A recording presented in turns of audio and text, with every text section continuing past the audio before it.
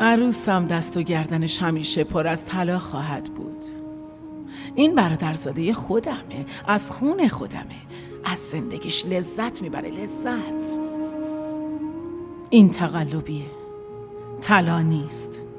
به جای اینکه با مریم ازدواج کنی، کاش همینجا یه دختر پولدار برات پیدا میکردم ازدواج میکردی، حداقل به این دردسر دچار نمیشدیم. مریم، مامان داره صدات میزنه.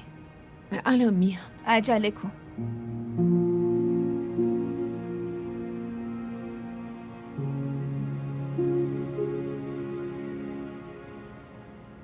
عمه جون، با من کاری داشتین؟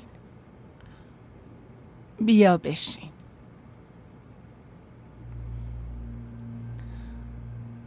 من میدونم عزیزم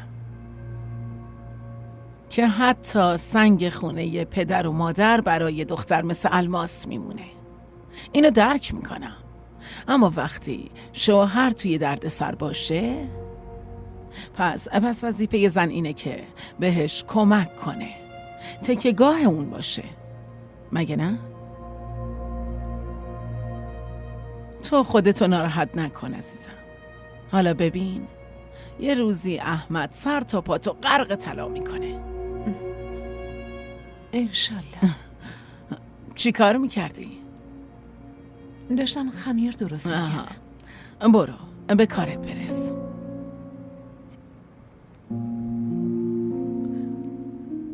عمه جون، بله.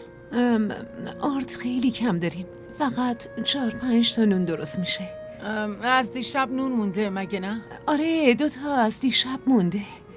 2 تا خوبه. پس اونا توی مایکروفر بذار و گرمش کن. قابل خوردن میشه و میتونی بخوری.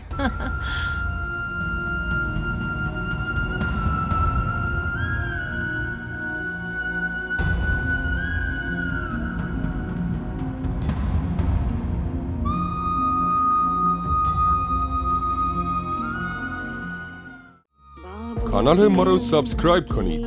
حمایت شما به ما روحیه میده.